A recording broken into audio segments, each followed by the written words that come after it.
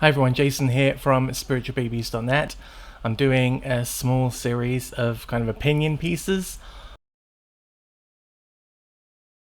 on areas of life that can cause problems when you try or you need or you have to interact with friends and family that don't share your faith.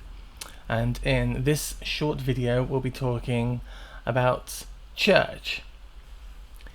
If you're like me and you've come from a Christian background and your friends and family are in that tradition and that faith, you're going to find that you're going to get invites to christenings and baptisms, and if you're a Catholic there might be confirmations.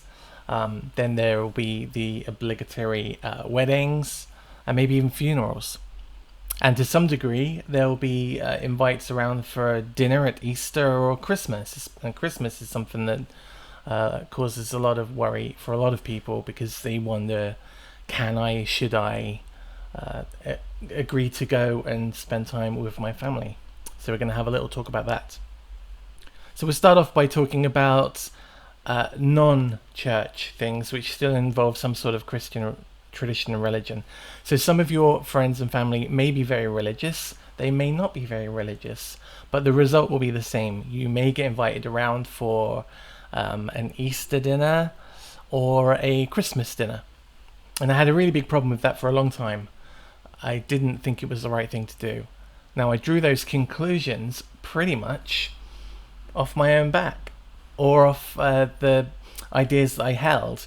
And these are ideas which I formulated while I was going through the kind of messianic period. So after regular Christianity and before I dropped out of the New Testament altogether, in that messianic bracket, you hear a lot about how pagan Christmas is and how wicked it is, and it really turns you off the idea of anything to do with Christmas, which is interesting because Christmas is really two things. A, it's a Christian remembrance and celebration and recognition of the birth of this Christ character in the New Testament, and B, it's a time when families get together and they enjoy each other's company and just have a nice big dinner, and that part of it is fine. It's absolutely okay to go over and spend time with friends and family and enjoy a meal, and maybe be the only time in the whole year where they get everyone around the table, and that's completely okay to do. There's nothing wrong with that at all.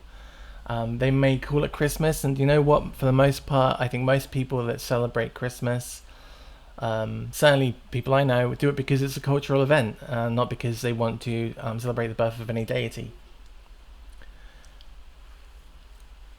Now there may be people out there who have friends and family who absolutely do it to celebrate the birth of a deity, and in that instance, if they already know that you walk a different faith life to you and you get that invite, then you just need to explain to them that you really would like to spend a day with them if that's what makes them happy. After all, you would like to share, I'm sure, many parts of your faith life with them, and maybe invite them around for different high holidays and feasts and to share your life with them. So why wouldn't you allow them the same? It seems fair to me. Just let them know that you can't participate in any prayer unless you're the one doing the praying and you're giving a dedication to the Creator and saying thank you for having your friends and family around and everyone's in good health and you've got food and a roof over your head and all the good things that day's brought you. And they should be fine with that. And if they're not, then maybe you look at not going at all. I think it's a small thing to ask someone that you be excluded from a dedication or a prayer if you're not comfortable with who that prayer is being directed to and what that prayer is for. It's a tiny thing, and I really think that most people are going to understand where you're coming from, and it's not a big deal. And the same could be said for Easter. The takeaway is that it's perfectly okay to spend time with your friends and family, and if you want them to understand and partake and be involved in parts of your faith life, then you should be willing to spend time with them while they enjoy theirs. It doesn't mean you're making any devotion, and it doesn't mean that you're being involved. You're not praying or celebrating anything other than enjoying some time with friends and family. So that's that thing. Um, the bigger thing for me was church. So if I was invited to a christening, which I have been, that was a real problem. And a wedding, again, you get this idea that you're somehow partaking in a worshipful celebration towards what is now an idol. You know, you feel that by doing this, you're supporting some sort of idolatry. And I want to direct you to a really awesome part of the Tanakh, which comes up at the end, or in the Haftarah portion, at the end of the Haftarah story. And most people know the story because the lead character is a Gentile who goes to see a prophet, and he's healed by dipping himself in the Jordan 7 times. But there's a tiny bit. It's like 3 lines long. And for me, and for you, if you're not Jewish and you're wondering about your position in the Creator's eyes regarding your need to be with friends and family in a place that you would normally not choose to go to, it's really important. It's a great line. So in this story from 2 Kings, we're in chapter 5, Naaman has gone to Elisha, and some events have happened. I won't spoil it. It's a really great story. You should read it. And at the end, he kind of tries to offer him some money, and Elisha's not really interested. And Naaman does 2 interesting things. He asks for 2 lumps of earth that would be so big that it takes 2 mules to carry them, so he can build an altar in his homeland. So when he gives up his burnt offerings, he doesn't do it to anyone but the God of Israel. Now that's very interesting, because the text says that you can only give offerings via the priesthood if you're Israel, but he's not Israel, so he can do it his way. I find that really interesting. It's somehow super liberating, because you realize that you're not as much hemmed in as a Gentile as you are released, and there are new, different, interesting sides to this position. And the other thing he does is that he says that he asks that the Creator pardons him because he needs to go into the temple, or the house of Rimmon, which is a pagan deity, with his employer, his master. And because of his employer and his master's age, his master who gives devotion to this deity, he needs to support this older person when this older person prostrates himself before the statue. And because of that, he also has to bow before the statue. There's 2 common understandings of why this is the case. One, you have to be at the same level as the older person so they can lean on you. And secondly, in many places, your head could never be higher than the king's head or the governor's head in the room, so you'd have to consistently get yourself lower. Whichever it is, Naaman finds himself in a pagan temple needing to prostrate himself or bow before an idol. So he asks Elisha to ask the Creator to pardon him for this. And after he said it, straight after he said it, Elisha says, "Go in peace."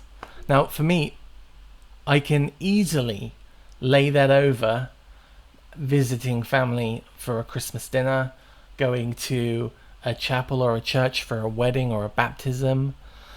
By attending, you're supporting and placating the people around you. You're not taking part in idolatry. You don't have to take part in the prayers. You don't have to repeat what the pastor or the priest or the vicar asks you to repeat. It's completely up to you what you do in there. It's just a stone house. That's all it is. And what you are doing is showing that you love your friends and your family, and I think that's a really great thing. And this verse here says that it's permitted. It's an okay thing. The other bigger thing, I think, is that there's nothing in the text to say that a non-Jew can't attend these things, these functions. In the Tanakh, the nations are pretty much left to themselves. You get a few occurrences where we see a Gentile or a Gentile nation like Nineveh pop up in the text. And they're not told to go and live a Jewish life and live a Jewish lifestyle and take on Jewish tradition and Jewish ritual. They're told just pretty much to get on with it, unless they commit some truly horrendous act which goes against what most of us inherently feel to be the right thing to do, and then there might be some judgment for them. Or if there's some political diabolical person who's running a country into the ground or doing loads of bad things, and again, he might be judged, or she might be judged. But again, that is a tiny part of the wedge of people that live in the world and that get mentioned in the text. And I think it's important to not feel confined by what you read in the text if it doesn't logistically and legitimately apply to you. So next time you get invited to a wedding, use this as an opportunity to show people that your own personal faith isn't constricting you, and that you love your family and you want to be with them. And if the guy at the front starts praying to Jesus, just don't listen. Use the time to give your own thankful dedication to your Creator, and be grateful that you have that relationship with your family. Because there are so many who fall out of the church that just get cut off. And if you are being invited to join in and spend time with people when normally you couldn't, then do it. It's a helpful thing, and you never know, you might be planting a seed in the future and opening up a line of dialogue where you can have them understand you a little bit better. So I hope this was helpful. If there's something you think I missed on this theme, please leave it in the comments below.